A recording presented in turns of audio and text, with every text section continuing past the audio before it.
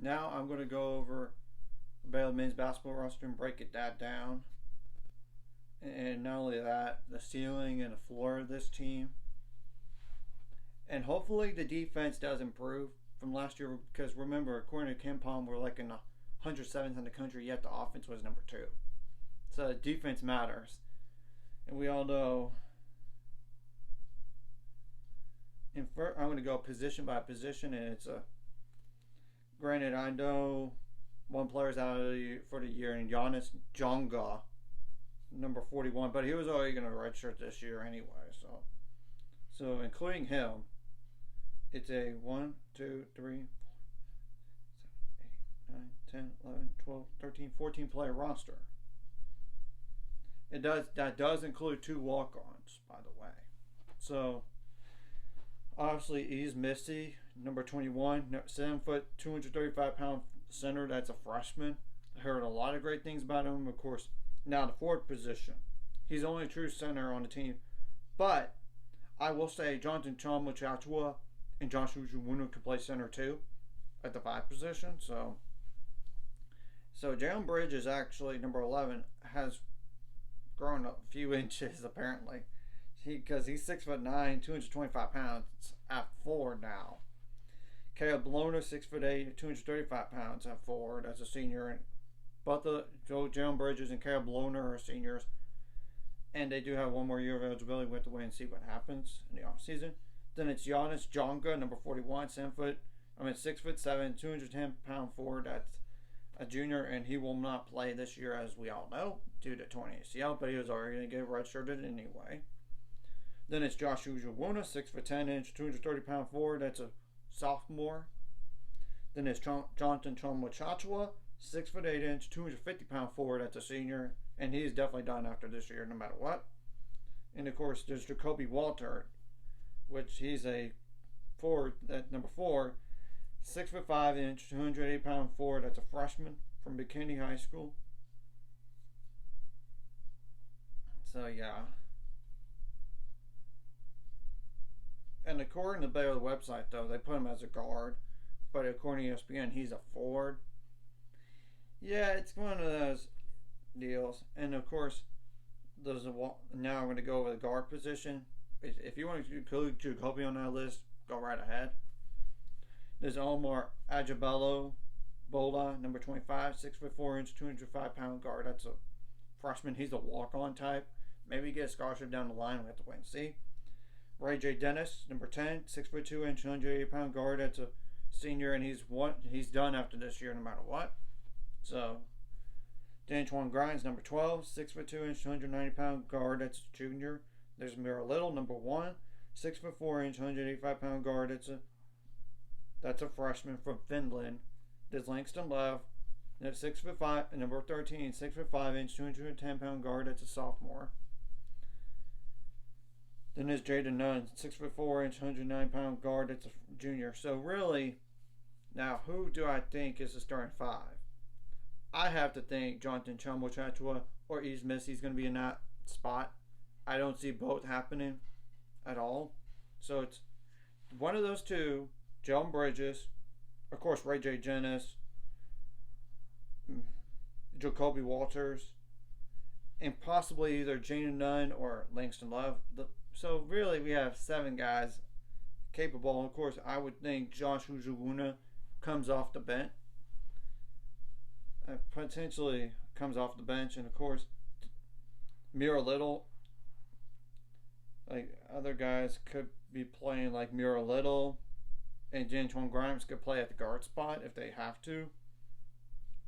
So, in terms of like the depth, I would have to think East Missy, Jalen, in no particular order, the top 10, in no particular order.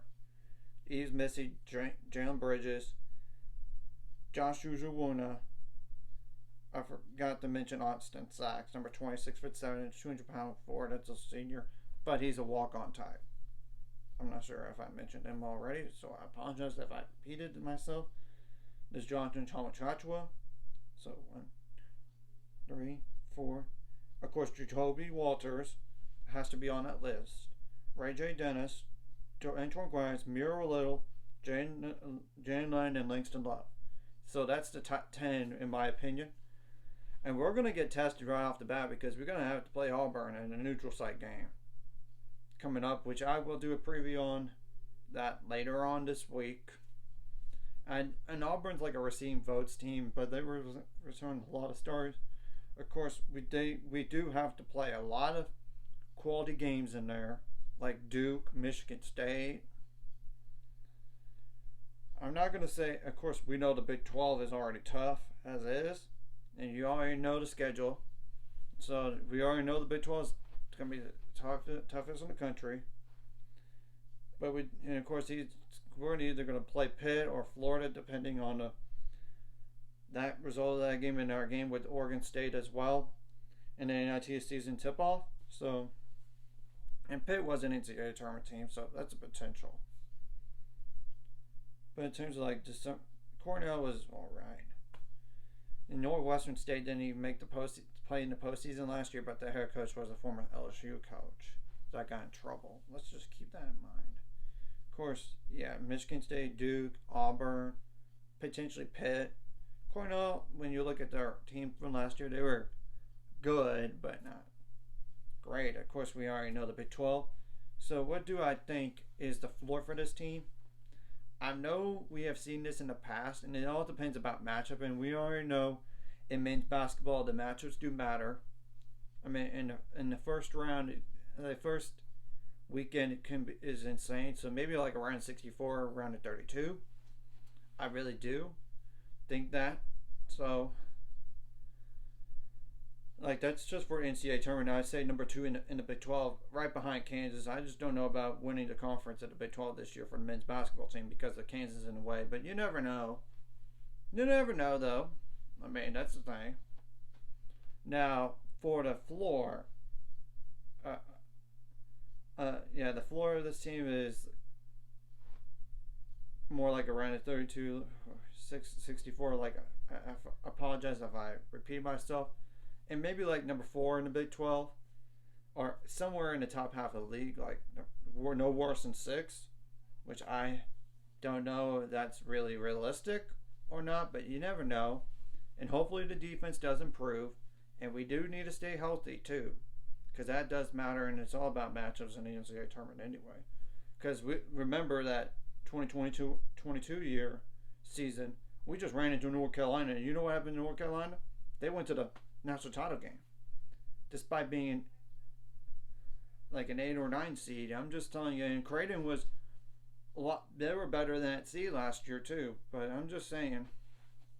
But you get the whole picture on that. And I really just want this team to get back to a Sweet 16. That way we could get back there for the first time since the national title run. And not only that, anything could happen from the Sweet 16 onwards. I mean, look at last year's NCAA tournament. No top 2 seeds were in there in the national title, or even the Final Four even. So, yeah, that's a possibility. So, I really do think this team can go to the Final Four, but it's all about matchups. In terms of talent, yes. And I know we're getting slept on some folks, but we're going to be battle tested because we're going to play Duke, Auburn, Michigan State. So, yeah. Of course, I know we have some gimmies in there. We do. Of course, Pitt is a potential. So, yeah, it's going to be interesting how this team looks this year and everything. And I just hope the defense improves because, like I said, the defense was the main problem last year. And I know the offense might take us a little bit of a step backwards, but I'm not going to say this is going to be a terrible offense by any stretch. Yeah, that's the thing. So, and it's good that we're going to get battle tested early on in the non-conference, so we could really prepare ourselves for the Big 12, and we know that's the hardest conference in America in men's basketball. And when you look at the slate, you know, we're going to play Kansas twice and Texas twice, but I don't know how good Texas is going to be this year. To be fair, I just don't know. we only have to play Houston once though, and that's fortunate. So yeah, we'll have to wait and see, and maybe West Virginia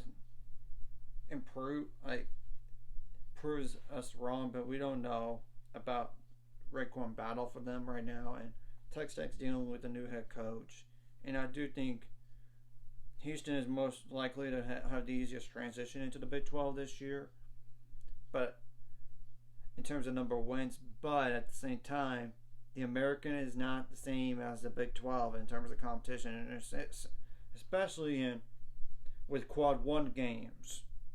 So as we all know, I just expect UCF, BYU, Cincinnati to have a little bit of a transition year this year,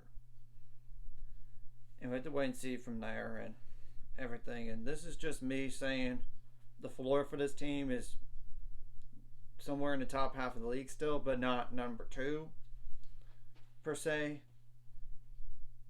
In round of 64 or round of 32, but the ceiling is very high, like number 2 in the league, and then potentially a Final Four run. But like I said, it's all about the matchups and all this, because there are sometimes, like North Carolina was a bad matchup for us in the NCAA tournament 2 years ago, and especially when we're depleted and not healthy too. I mean, that's the truth. And last year, Jonathan Chum with Chatswood, he was back, but not all the way back. And I think this year he's going to be better also. And Joshua Jawuna has a lot more experience, and he's Messi. He could very well contribute year one as a player that enrolled early, because remember, he could have been class of 2024. He could have, but he decided, I'm going to enroll this year. So that's just me saying all that stuff, and this is going to be an interesting year, and we know the basketball season is going to start on November 7th against Auburn in South Dakota, mind you, on 8 o'clock ESPN, 8 p.m. Central Time on ESPN. So yeah, and this is going to be the last time for the basketball, for Baylor men's and women's basketball, to be in the Farrell Center up to December. Of course, we know we're moving to the Foster Pavilion in January. So anyways, if you like this content, hit the like and subscribe button. See you guys later on the road to 600 subscribers. Of course, ultimate goal is 1,000 or more. So I can make money off of this. Of course, liking the video, commenting the video really does help the YouTube algorithm so more people see it. Sharing the video does help too, so more people can watch. And of course, if you're watching and not subscribed, please subscribe. And of course,